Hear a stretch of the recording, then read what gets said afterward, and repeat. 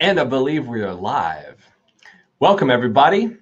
Can you see me? Can you hear me? When you get here, please chat into the chat box to let me know that you can see this. And so I say hello. I'll type hello myself. Hello.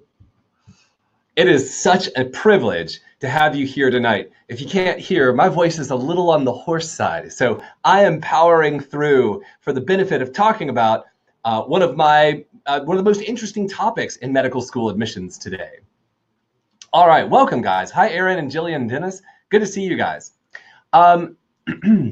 So one of the questions off the top of tonight is, what on earth is this test and why do you have to use it? That's what I was asked by a student a mere 30 minutes ago. And the answer is, you don't need to worry about it because you're the control group.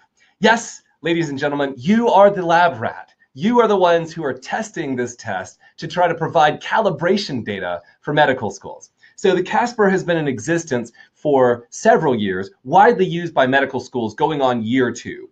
But every admissions officer that I've spoken to at medical schools have said, we don't know how to use this test. So we're just going to take the data and see what happens. And so pretty soon, any obstacles to using this test, like the additional time and expense that it incurs upon you all, will fall by the wayside because so many medical schools will require it that pretty much everybody will have to take it. And that is upon us already. So you do need to know that this is a test that you have to take. Some medical schools require it, but it won't affect your chances of getting in much. So why do medical schools require this test? Well, there's a good reason and a not so good reason. The good reason is professionalism is a huge deal in medical school and beyond. So when they talk about the people who drop out of medical school, a chunk of them is depression related and mental illness related, but a huge chunk, and most of them are not based on intelligence or work ethic or discipline. It's the lack of professional skills. They lie, they don't deal well with difficult people. And so there's a growing movement to move beyond just GPA and MCAT to try to incorporate some of the softer skills. And so both CASPer and the AAMC have developed situational judgment tests. And the only one that's live right now is CASPer. So that's why medical schools are starting to use it, just to see what it shows. Now, the not so noble reason is it's easy to use CASPer. So last year, there were 52,000 people applying to medical school. They submitted an average of 16 applicants apiece, which means they had to sort through 849,000 separate applications. And so when you're facing volume like that, you have two choices. Either you can carefully read each and every applicant for the wonderful, unique individual they are, or you can sort them into piles based on simple numbers. And that's always been the appeal of GPA and MCAT. And along comes CASPer with the promise of, we will assign a number to each of your students on a scale of 1 to 10, and you could use it to sort students. And so what will medical schools do with it eventually? Well, we don't know. So let's first talk about what CASPer claims to measure. It claims to measure things like communication, teamwork, conflict resolution, compassion, empathy, and professionalism. Now, how well it does that is an open debate. I have read all of the published journal articles on the validity of CASPer, and I remain unimpressed. But that's my opinion. I think the test generally does measure something along these lines. And so I offer these to you as this is roughly what it's trying to gauge in you. And we'll talk about how to get ready for this test later. So how might med schools use it? Well, they might use it to screen out applicants that are too low. Again, I don't think this is happening now. I think this is going to happen, assuming the test continues to gain momentum and traction. They also might use it to identify diamonds in the rough, people whose MCAT and GPA scores are not very good, or at least average, but have a high CASPer score. They invite those guys for interviews. So if they're using it as a screening out tool, that means they're taking people that are otherwise qualified, but who lack the people skills and screening them out of the process. All right. So they also might use it in an admissions formula. So admissions offices each have their own custom-made admissions formula. And now, not always the decision to accept or decline is based on a formula, but you could easily imagine a number, such as the CASPer, being crafted into that admissions average and using that to decide whom to interview or whom to review first. Again, all of this is the might. We don't know how med schools are going to use it because they don't know how they're going to use it. All right, so what is our agenda for tonight? We're going to do a couple of innovative things. This is the very first presentation I've ever given on the CASPer, so I'm delighted to try to just break into this world with you.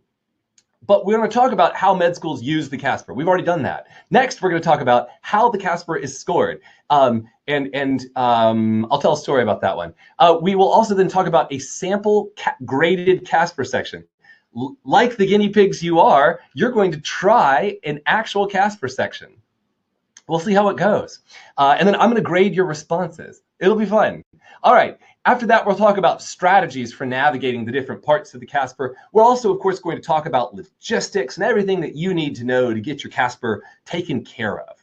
So I'll be the engine, you be the brakes. I ask that you pay close attention to what we're talking about and that you chime in with questions. Junwan, you've already asked a good one about getting the session for today after the end of it. Would be happy to send out the recording to you guys so that you can watch this again and again because it's just so amazing to learn about the CASPer. I'm teasing. All right. So the final thing is that you guys are cordially invited to meet with us.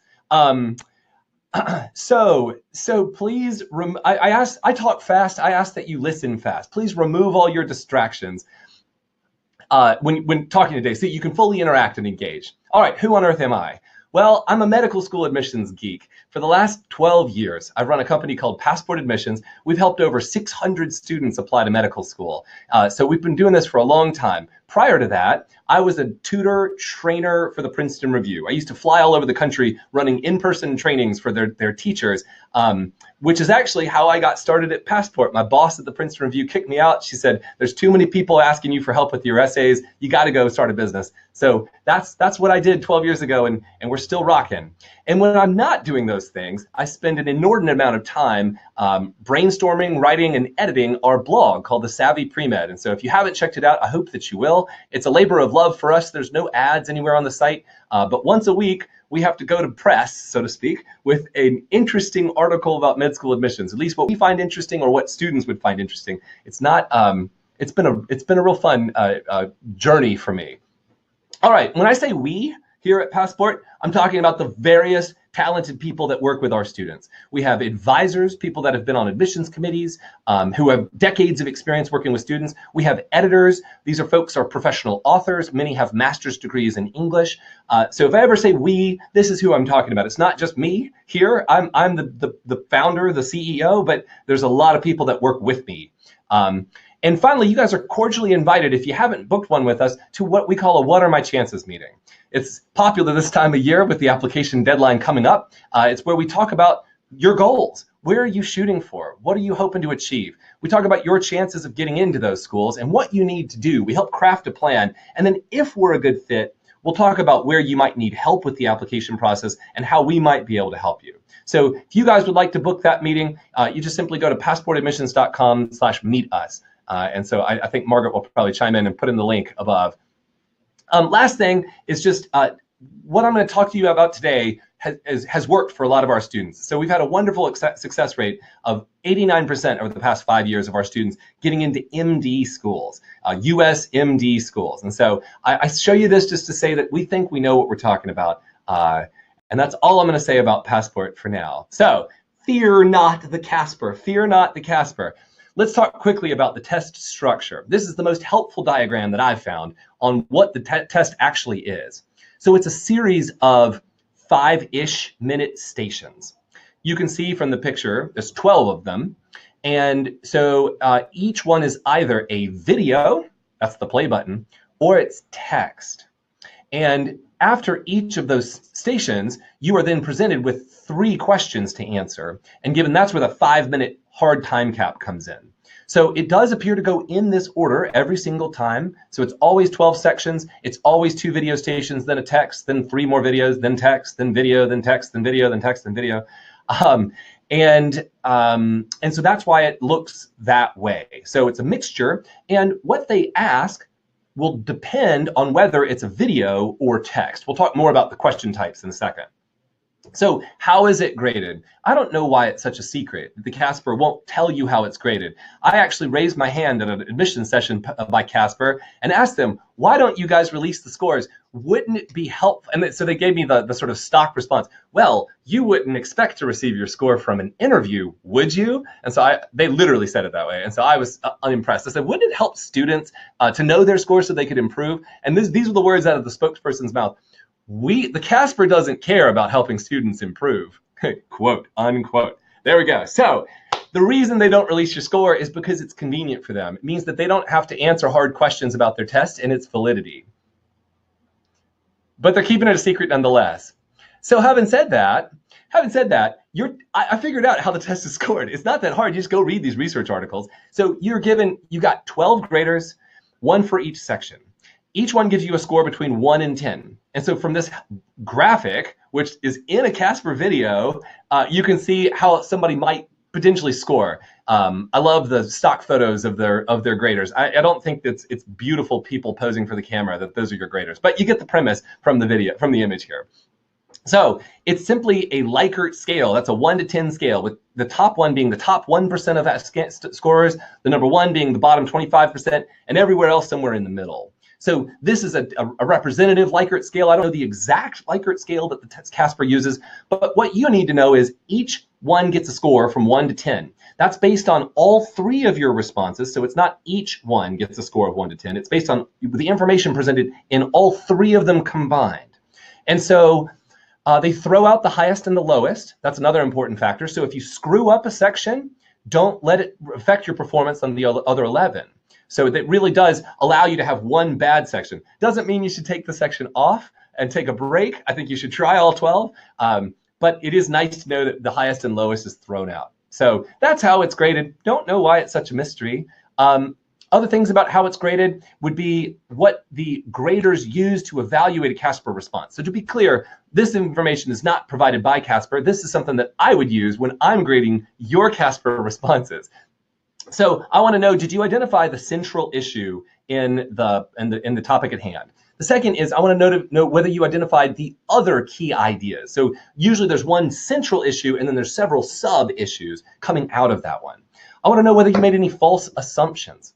I want to know whether you considered multiple perspectives in providing your response. I want to know whether your answers were clear and concise. And then I want to know if you pursue positive conflict resolution. Do you shy away from the conflict by not doing anything, or do you actively take steps to solve the conflict? Because in each video, there's a conflict. So as a grader, that's what I'm looking at.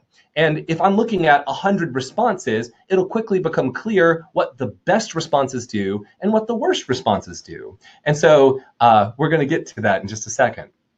So what we're going to do is a sample station. I'm going to back out of my slides here, and I want to do a couple things. The first is I want you to go to this link right now. So this should be on your browser. Hopefully you can dual screen this. You can still see what I'm about to play for you, because you guys are about to get graded on your CASPer samples. So this is a Google form.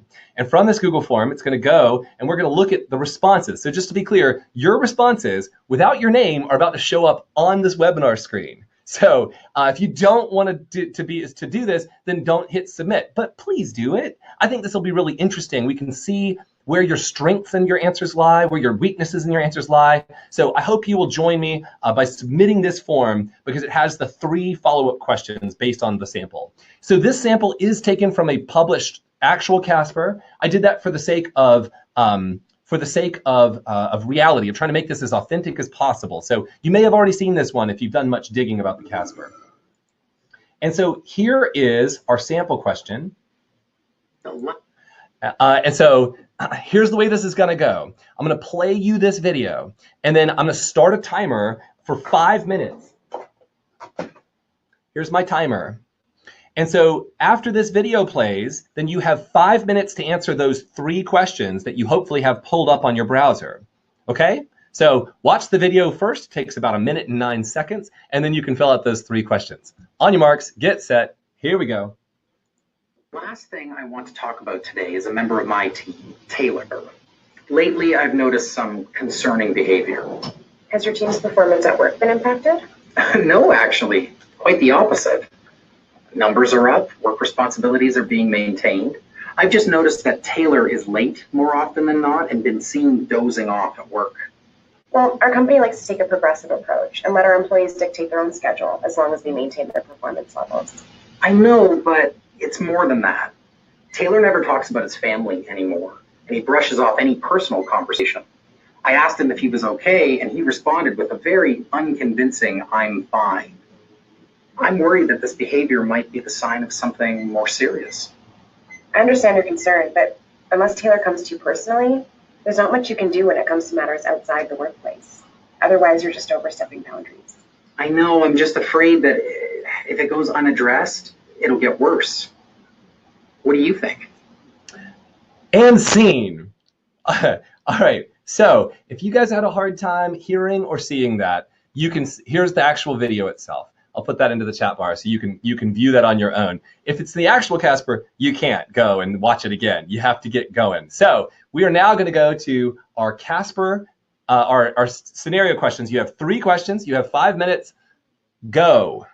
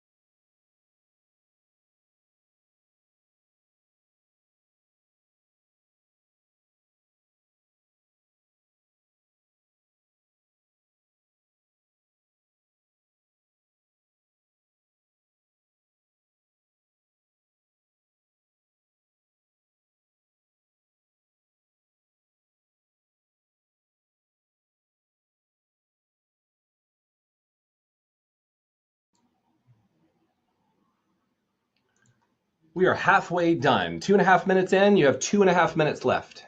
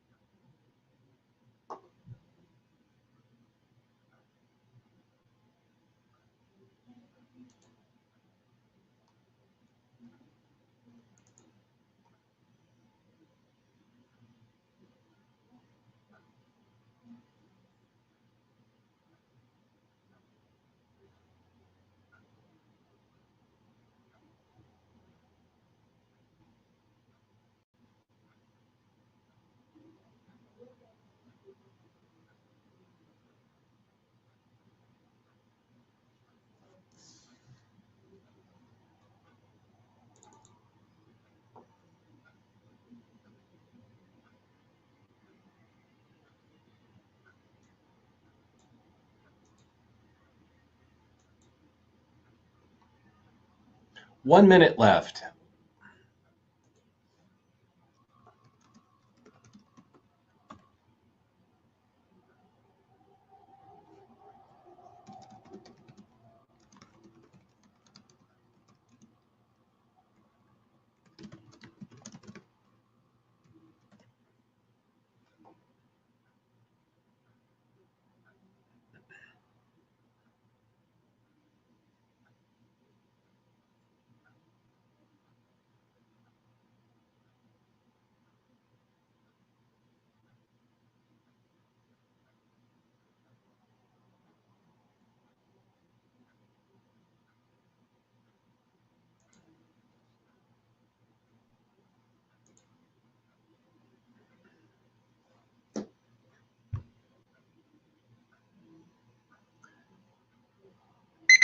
And that's time. If this was the actual CASPer, you would be stopped mid-sentence, and then you move on to the next station. So if you have not already, please go ahead and hit submit on your responses. I see a couple of them coming in, and I'm delighted to get to go through them. So let me put back on the screen the how it's graded. So when I'm looking for in your three CASPer, in your responses, would be roughly these questions. But before I get there, I just really wanted to open it up. How did that feel? You just did your first CASPer station. How did that feel? I'll be curious. I know how it felt when I did it for the first time, and just am curious. Like, what adjectives would you use to describe that experience?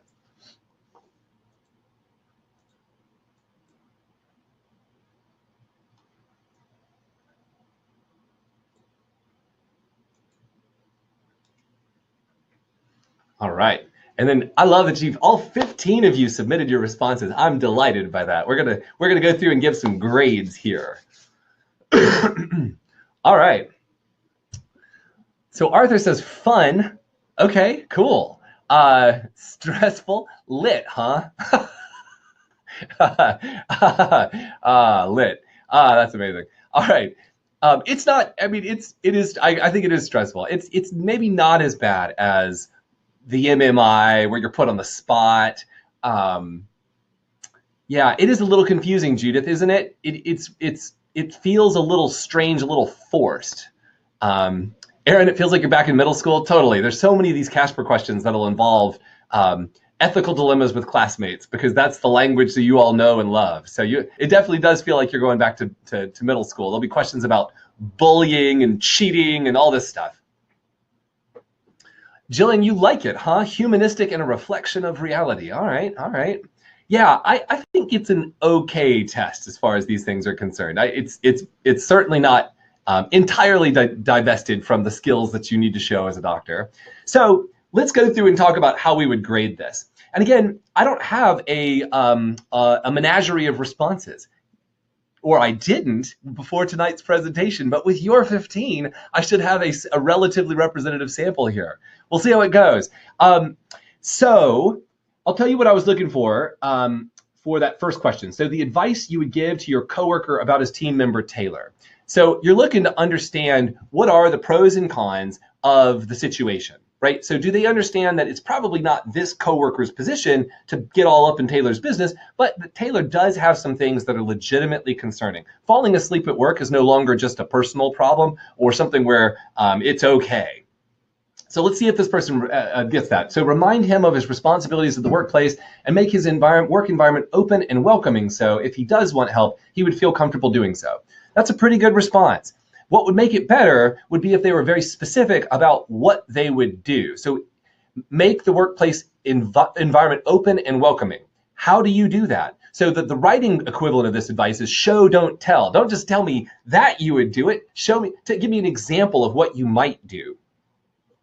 And so a great answer would involve something where it would be perhaps you take Aaron to lunch, or excuse me, not Aaron, Taylor to lunch, and you open up and get Taylor to open up and just ask Taylor away from the office setting what's going on, any problems that they have. Just try to be non-judgmental and listen, but provide a specific circumstance that might allow that process to open up. So do you agree that taking any additional action in this situation would be considered overstepping boundaries? Why or why not? If it involves asking him about his personal life, it would be considered overstepping boundaries. If it concerns work-related matters, then it would not. I love the if-then there. Aaron, you're making me laugh. All right, yeah, lunch is on me, man. All right, so I like the if-then statement there. So one of the things you don't know is whether this is a work-related problem. You don't entirely know that because you don't know whether anything is actually wrong. So one way to skirt that is by giving if-then statements. And so I will say that the second response, all three of these responses are on the short side. And so CASPer is on record saying that grammar issues and length are not a factor in the judging criteria. BS. The reason that they are a factor is the complexity of these situations demands a more nuanced response if you're going to get the highest score. Nuance requires length, and we'll talk about practicing your typing skills a little later. So I like the gist of this, but it could be more well hashed out. So it says, imagine you heard rumors that Taylor was being bullied at work. Would this change your reaction to the situation? Yes, it would.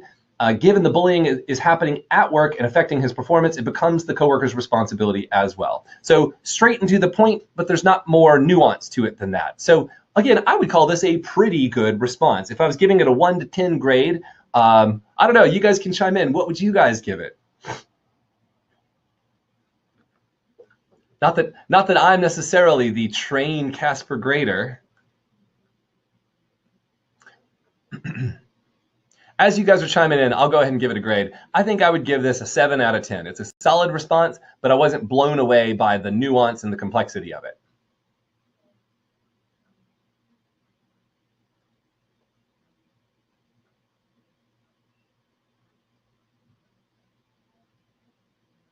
All right, looks like an 11. All right, so we get a 7, a 9, an 11. Arthur, was that yours? I'm just kidding. No voting for yourself. All right. So it looks like you guys are giving it above average marks because I do think it is on point. Let's take a look at what the next person wrote. So what advice would you give to your coworker? I would say I appreciate his concern. He needs to pay attention to the employee's performance on the job and stop snooping around his private life. Okay, and so this person is making a stand, which is fine.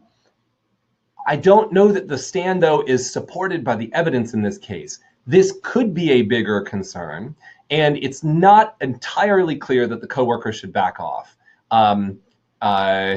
It's again, one of the things to note about these stations is we don't know a lot of the facts of the scenario, and that's by design by CASPer. And the reason they don't give you all the facts is so that then you have to figure out what we do and what we don't know, and not make assumptions based on that. All right, the second question says, do you agree that taking additional action is overstepping boundaries? Said, I think he could continue to be open and friendly, but additional action would be intrusive and could give Taylor a sense of a hostile workplace. That is true, it could. And so I think that this person now gets the nice nuance there, both sides of it. And so imagine you heard rumors he was being bullied at work. If Taylor was being bullied at work, I would want to be there to observe this, but not to act differently. If I heard these rumors, I would pay special attention to the bullies and see if their behavior really was bullying and how it affected workplace morale. Okay, and so then this answer actually seems non-committal to me. So if there is bullying, bullying must be stopped. That's sort of probably what the most folks would say according to this question. So the specific backing off of that approach, not taking a proactive problem-solving approach, would get lower marks. So I would probably give this one on the lower side, maybe like a 3 or a 4 level of response. Not entirely bad, but also not as good as the previous one we looked at. Let's take a look at some additional ones.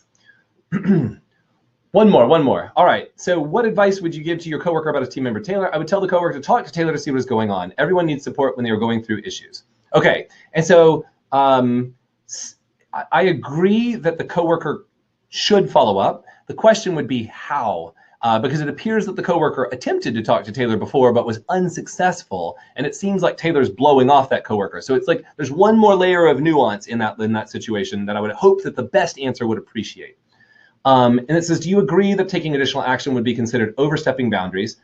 Any additional action would not be overstepping boundaries. So that's a pretty extreme statement. And so that already raises my concern for the answer.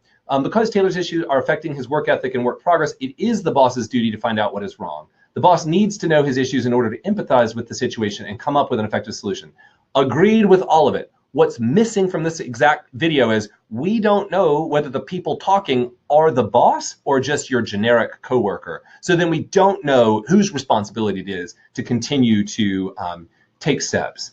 This does just simply say, do you agree that taking any additional action would be overstepping boundaries? It doesn't say necessarily by whom. So this responder would say, all right, the boss needs to step in. Taylor might need time off to solve his issues and then come back to work later as a better worker. That's true. And so I think this is a pretty decent response. Imagine you heard rumors about Taylor being bullied. Yes, then the bullying needs to be addressed. Action now must be taken to end the bullying. There must be an investigation to the cause of the bullying, and if applicable, the culprit needs to be terminated. Okay, I like the strong response to bullying. The key question there would be rumors of bullying. And so there's a difference there between evidence of bullying and rumors of bullying. There's not evidence of bullying necessarily. So I would need an if-then statement to present that. So I would probably give that one more like the three answers here, more like a 4 or a 5 grade. Pretty good. Get some of the nuance. Some of the language is a little extreme there. All right, looks like Janet is chiming in here, which thank you for chiming in, Janet. Rumors of bullying is the key. You have to catch stuff like rumors in the language of CASPer. I agree, Janet. And by the way, guys, I should let you know who my guest is. My guest is another admissions consultant, more experience than I have in the field. And so she and I have been bandying about how to tackle the CASPer together. So this is Janet, who I'm reading here. She says, this tricks you into making the assumption that there is bullying when the word rumors is right there. Yep, tricky CASPer. So I agree, Janet, that the wording of the question becomes really important before we make assumptions. So, all right, apologies I didn't get to all 15 responses. I just don't know that there would be much more interesting things to say here. If you guys have any follow-up questions about that, this situation, now is a great time to chime in with them. Now would be a great time for you to chime in. Again, here is the grading criteria. Did you identify the main issue? So the main issue is the advice to your coworker, which would be probably to explore a little more, but don't overstep boundaries. The additional considerations would be the whole at work versus outside of work distinction. Would be things about how you approach. So encouraging the coworker to ask an open-ended question and not beat around the bush like, how's life? Or tell me about your family, or whatever he was saying or in the video. I'm also looking for things like making false assumptions. So that's where the whole, is there bullying? We don't know. There's a lot of different, is this person their boss? We don't know. So making sure they identify, what do we know about the situation? And then considering multiple perspectives. So in every CASPer video, there's 2 people. At least everyone I've ever seen is 2 people. Now the knockoffs, there's more than 2 people, but usually it's 2. And they're usually presenting alternative viewpoints. And so you should be able to identify the elements of each and then come to a resolution. Are the answers clear and concise? Yes, but also long enough to justify the length. And then did you pursue positive conflict resolution? So usually inaction is the wrong answer. Usually there needs to be do this or do this as long as this particular condition occurs. So again, how it's graded matters, certainly. All right. So Mary says, is it a good idea that the shorter the response, the better it is? No, I disagree with that, Mary. I actually think it needs to be at least a medium length to get the full possible points. Now, you can hem and haw and bluster on and not say much. That's a problem too. But I do think that you need to explain your answer directly and then give some supporting evidence. That usually means 3 to 4 sentences at a minimum. Nate says, any other suggestions for how to approach these other than the if-then statements? When do if-thens come off as too non-committal? Good question, Nate. Actually, I'm going to give you guys the approach. I think that might be next. So let me go back to presentation mode and show you what's on offer after this. So here's the approach that I would recommend. So as you watch the video, I want you to come up with think about the following things. Number 1, what are the 2 perspectives presented? You know it's coming. You got to identify, here's A, here's B. And so I want you to be paying attention to like, what is the actual conflict there? Number two would be, what are the facts? Oh, and by the way, you can have paper and pencil. You can be taking notes as the people are talking. If that helps you learn, that helps me learn. So if you want to take notes about A versus B on separate sheet of paper, no problem. Number two would be, what are the facts? And not just what are the facts, but what's missing? Because there's always a missing piece or pieces of information that would be really useful. And so if you can spot those, that allows you to construct the if-then scenarios. What actions are suggested by the speakers? So what are they considering doing? What actions have they already taken? So you're trying to figure out what is the action that you would recommend, and it's usually hinted at in the video. And then of course, read all 3 questions before you start. I don't know if you guys did that or not, but you're going to have a couple of things. First, if you missed any of those issues, they're going to be present in the questions as well as in the video. And so the way that it works is you just see the video, then you see the questions. So you don't get to read the questions before the video starts. The video starts and then you get to the questions. But as you're reading all 3 questions, you can have a sense for, okay, what am I going to say for this? What am I going to say for this? What am I going to say for this? You can spend 30 seconds planning your responses. I actually think that's a good use of time before just diving in and starting typing. Now, if you know what you want to say and you have a sense for how that's going to evolve, then go for it. Don't waste the 30 seconds. But if you want to take 30 seconds sort of planning out, I'm going to say this, then I'm going to say this, then I'm going to say this, great. So this is like a typical video approach. We're going to talk about the text questions later, but the video is what is since it's 8 of the 12 sections, and since it's such a key component of this, I think this should be your standard approach. All right, so I hope that helps as you tackle these. Let's take a look at some other example videos. So these are my original examples that I've spiraled from a variety of sources. Little birdies have told me things. I've looked up extensively the published materials from CASPer. I've looked at all these offerings by all these other companies that have these sample questions. I've generally been nerded out for the past 24 hours or so creating sample CASPer stations, because what else do I have to do with my time? So these I present to you. Again, not actual CASPer questions, but super close. So you can imagine a video that would show 2 people taking a final exam. The teacher leaves the room, and so person 1 watches. It says, during a final exam, a teacher leaves the room. You observe a student playing with their cell phone, which clearly violates the class rules. You don't know whether that person is cheating or dealing with an emergency of some kind, but they look upset. When the teacher returns to the room, what do you do?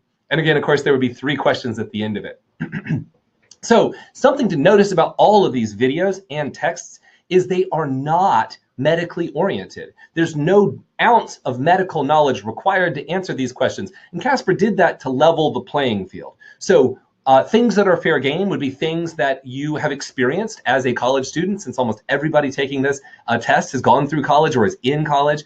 And so this is a very typical kind of example where there's a conflict, there's uncertainty, and you have to choose an action based on incomplete information. And so you can even imagine what the questions might be if you're thinking at home, right?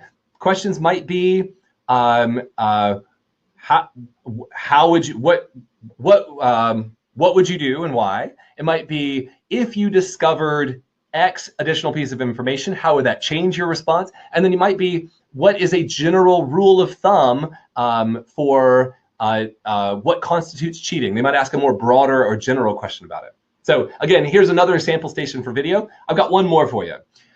You are a teenage male. A family from a different religious background that you no longer allows their child, who's female, to spend time with you now that she has turned 15. You are upset because the 2 of you have been lifelong friends. How would you approach the situation? So again, conflict. You have to choose an action based on incomplete information. And it's measuring your ability to cope with uncertainty and nuance, and in this case, cultural and religious differences. So there would be 3 follow-up questions. You could imagine what they might be, but this would be the station. So what are these text stations? All right, so 4 of the stations in the CASPer are text-based. They're not video-based, there's no video, but just like video, they have 3 follow-up questions. So this is a spiraled station, and so the text will simply say, what has been your biggest personal challenge? You get 30 seconds to read the text.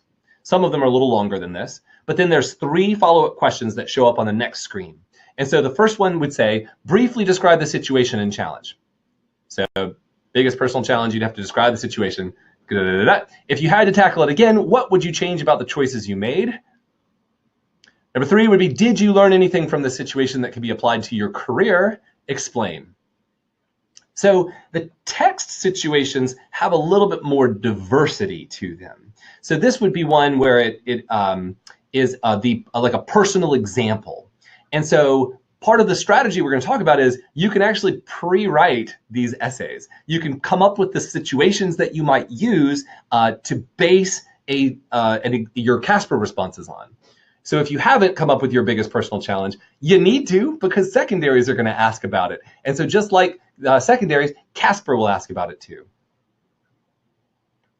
So unlike the videos where you're identifying a challenge or a conflict between 2 people, these typically ask about, tell me about something personal.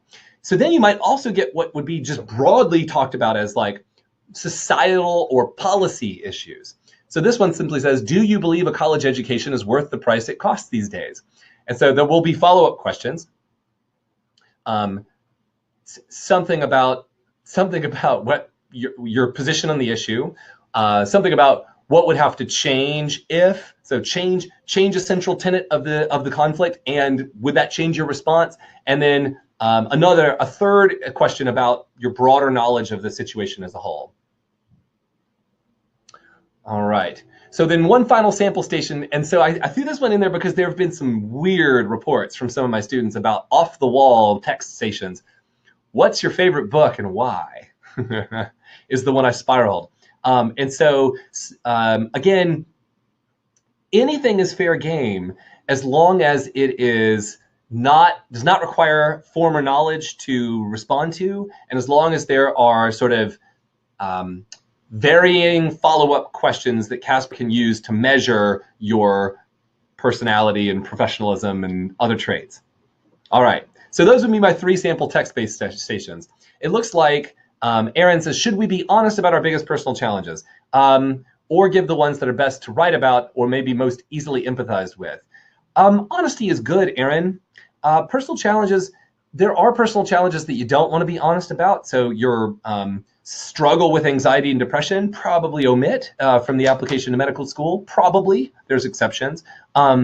But things that are hard for you, legitimately hard for you, a lot of times I get the kind of the pseudo fake responses like what's your biggest personal challenge? My personal challenge is that I just care too much. And then it says like, and that's a problem because I get overextended, but I just have a hard time backing off. It's like, oh, come on, man.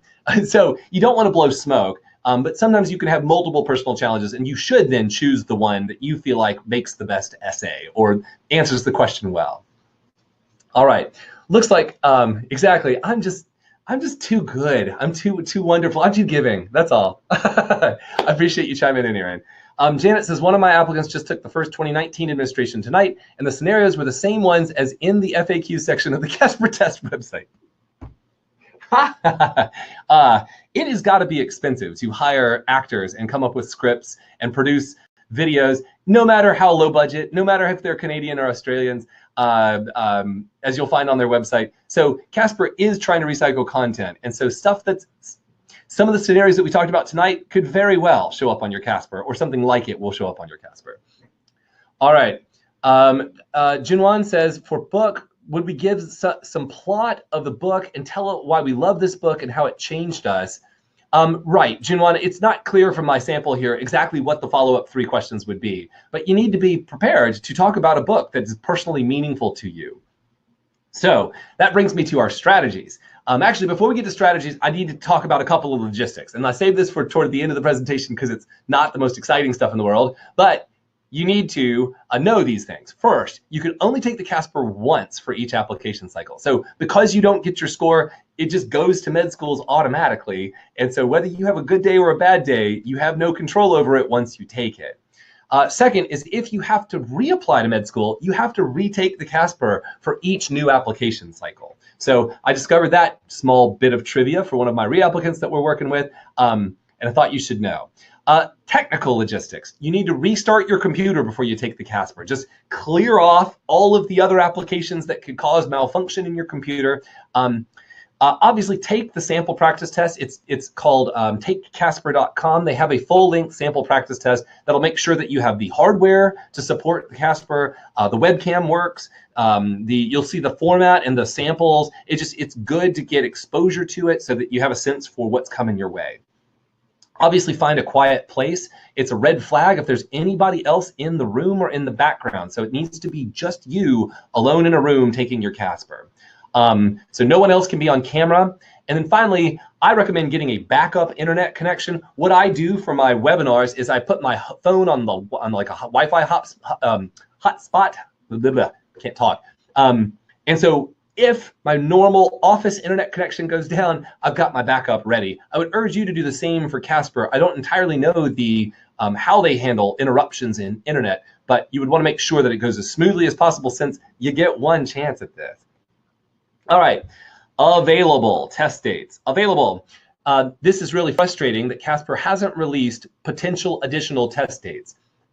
I believe, because this is true last year, that they're going to have lots of test dates in August and September. But if you go to their website, it looks like they're not offering any. It looks like the test dates available are tonight and through July 30th, 2019. So I believe there will be more. But if you are here tonight and you're on this application process and organized, I would probably shoot for those late June dates. That June 25th date looks pretty good to me because it's before your secondaries come in. So you don't have to bother with the rest of this nonsense. If you are super busy with life, school, etc., go ahead and register for July 30th. And as the date approaches, you can potentially change your date to August or whenever you need to take it. But go ahead and register for a test date. I don't think they'll run out, but I don't know because we've never tested this before. Again, you're the guinea pig. All right. So who uses the CASPer? This is the list of MD schools as of today, May 14th. I got in a lot of trouble because 2 years ago, I published an article on our blog about who uses the CASPer, and it kept going out of date like by the day. Every new day, it seemed like a new med school would start adding the CASPer. And so I got really frustrated. So I just want a disclaimer on this. These are the schools that are requesting it this cycle as of right now. It'll probably grow over the coming months because that seems to be the nature of the beast. But you can see on this list 4, 5, 6, 7, 8, 9, those 37 schools. 37 schools. MD schools, I should say. There's a handful of DO schools that require it as well, 7. And again, none of them have said typically exactly how they use it. The first colleges that required it were New York Medical College and Tulane, and so they should have more data than other schools. New York Medical College is kind of shopping this CASPer around to other med school committees and trying to get more people to adopt it.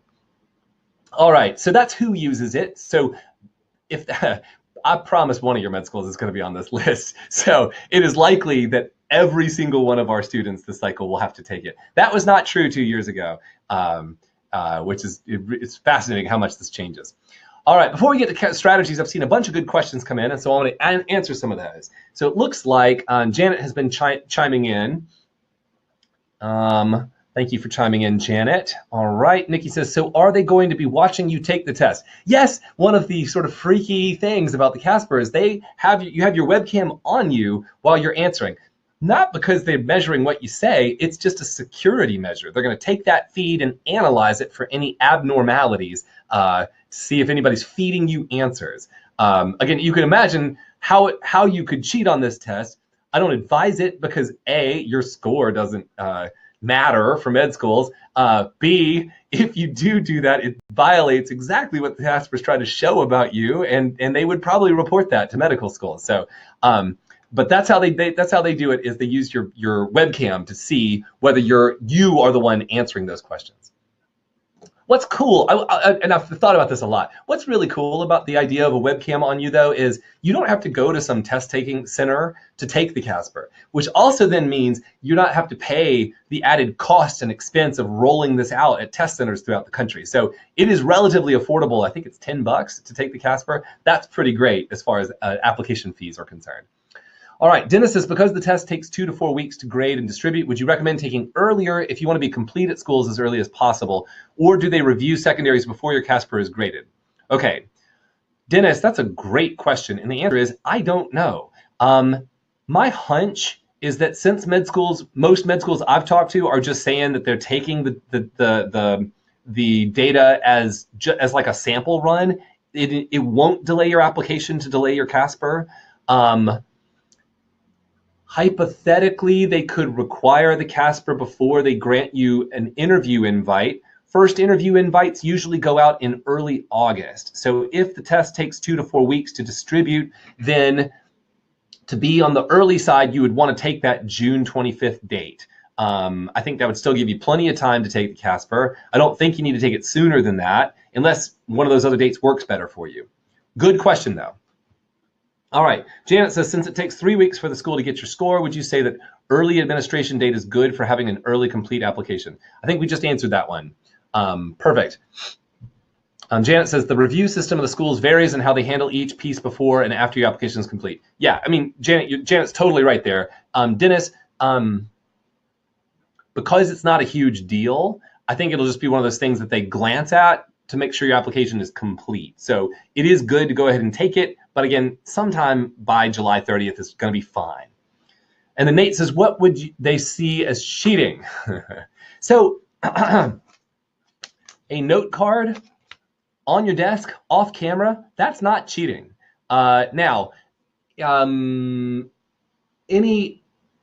like if it's a quiet room and there's nothing that's showing up on your webcam, I don't know what their internal review process for cheating is like. And obviously you want to avoid the perception of impropriety. But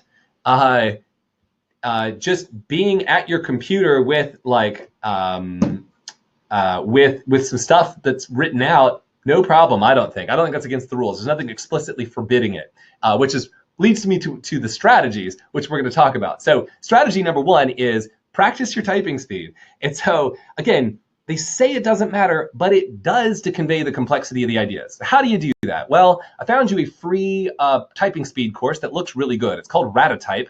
I didn't actually enroll for this, but I did look at their website and it looked great, free, awesome. I did take a typing speed test.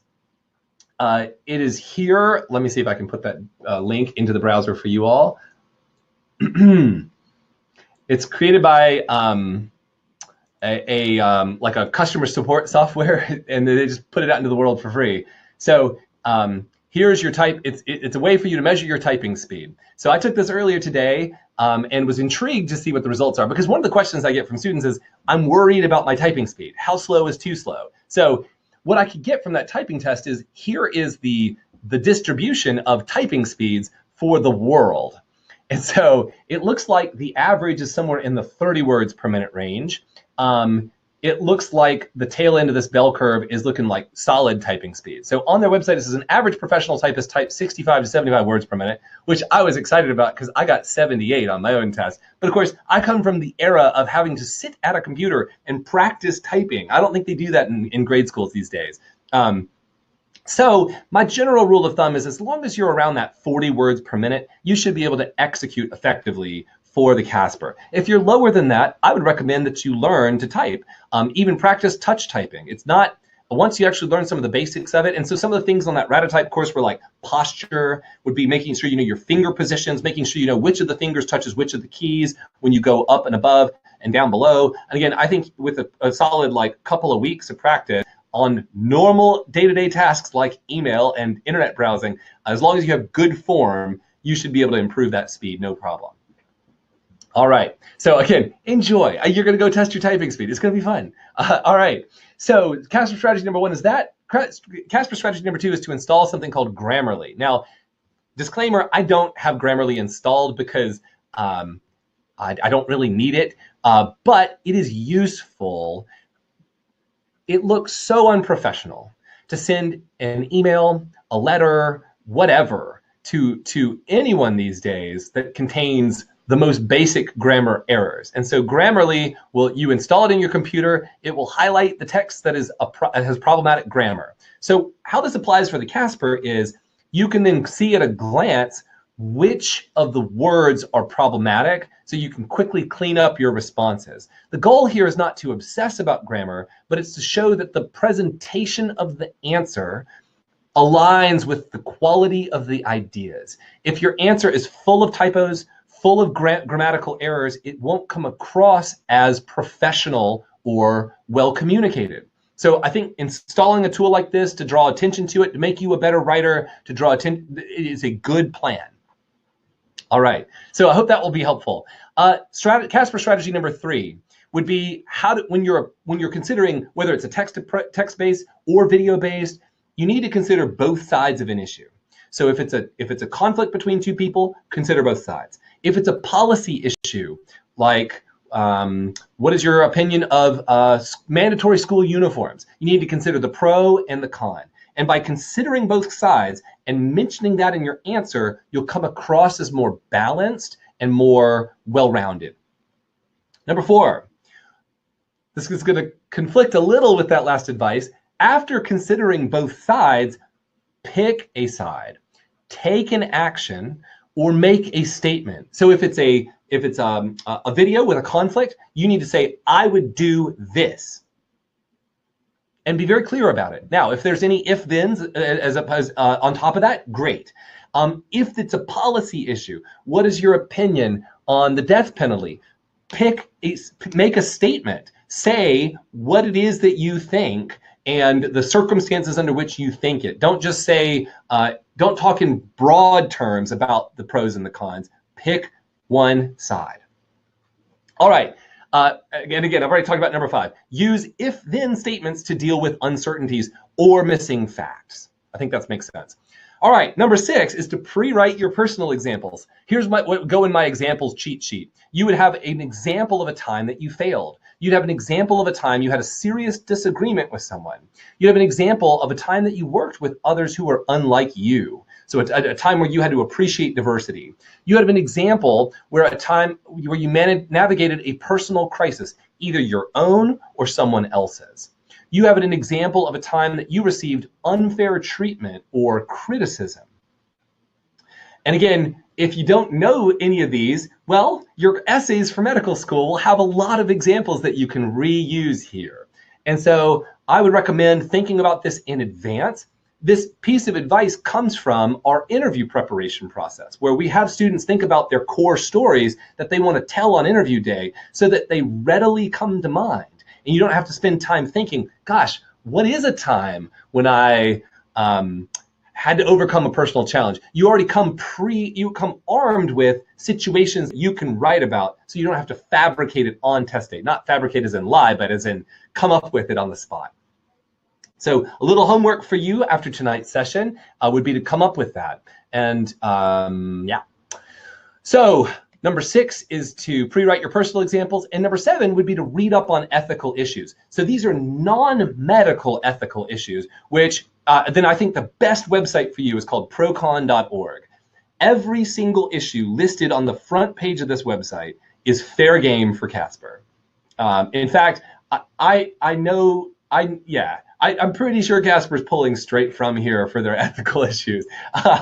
So yeah, you should read up on each of these. You should know what are the pros and cons of each one. And this website makes it super simple to learn more. It just takes a little bit of reading.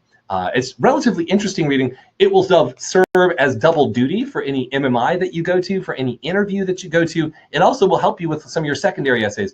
And of course, you're entering a career as a doctor, which deals with warm and fuzzy situations, gray areas, ethical problems. And so it'll help hone your thinking. All right, I get a little excited about ethical situations. It's some of my favorite stuff.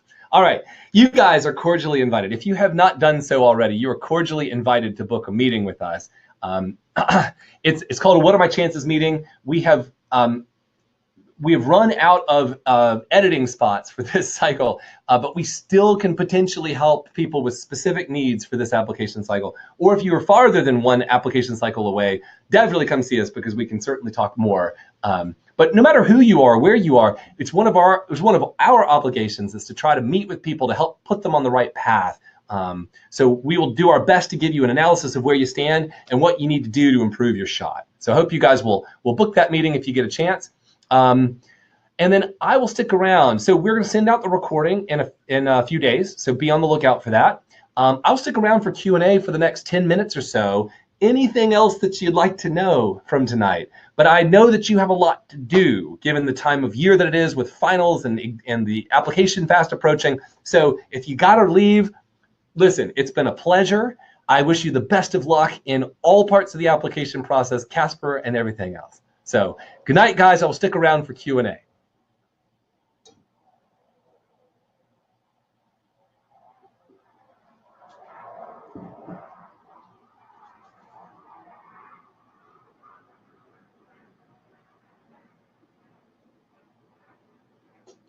All right. Nate says, do any browser extensions interfere with CASPer? Nate, I don't know. I don't know. Best way to do it would be to test it. So take the practice CASPer on the same browser that you would normally use. They say Chrome and Firefox, the latest editions should work just fine. So I think that'll work. All right. Aaron, Junwan, Liz, good to see you guys. Glad you guys enjoyed it. Thank you. Janet, appreciate the kudos. Arthur says, what would be the best date to take it by? I'm signing up right now. Yeah, Arthur, if you are going to be ready by like June 25th-ish, I would say go ahead and take it then. If you have, a lot of the students that we're working with are shooting for a May 30th application submission date. And so I don't know if that's, I don't remember exactly what your timeline looks like. But in that case, I wouldn't want you bothering with it until after you submit your primary. And then I would also don't want you bothering with it during the madness that is secondary season. Oh man, July is a nightmare. So getting it out of the way before that would make some sense. So June sounds good to me. Mary says, any suggestion on books or classes offered to prepare for the CASPer? You know, Mary, I was looking around at some of these websites today and I couldn't tell how valuable some of this stuff was. Astroff is a company that has a CASPer class and some CASPer samples. BMO has a CASPer class and some CASPer samples. I don't have a sense for whether it's good or not good. I really don't think that most people need to prepare for the CASPer since, again, your score doesn't matter and med schools don't know how to use it. So I think I would not suggest anything in particular. Stay tuned to our Savvy Pre-Med blog. We're going to publish some more sample CASPer stations and articles. Some of them will be based on popular TV shows because we enjoy doing that. Some of them will be more legitimate, like our actual spiraled stations. So that's my recommendation there. Asheen, you're welcome. You too. Have a great weekend. Arthur, you're welcome, man. Dennis says, do those text prompts usually all have a 3-question follow-up? Yes, they all have a 3-question follow-up. So for my samples, Dennis, I did not I didn't model out the 3 additional questions. I wanted to give a range of the possible scope of the video prompts and the text prompts. But each one would have additional 3 questions below it. Good, Janet agrees. And Janet's always right. So seriously, believe Janet. All right. Junwan, can we get a good answer samples at the blog? Yes, one of our articles has a sample CASPer station along with sample responses, good and bad.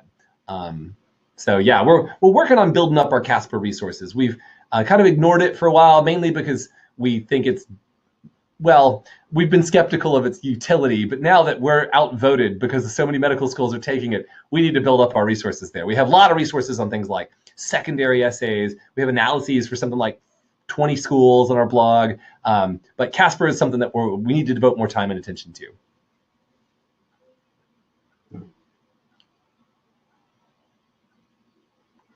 All right, guys. It seems like we're at the end of most of the questions. It was lovely to spend this time with you. I wish you all the best of luck and good night.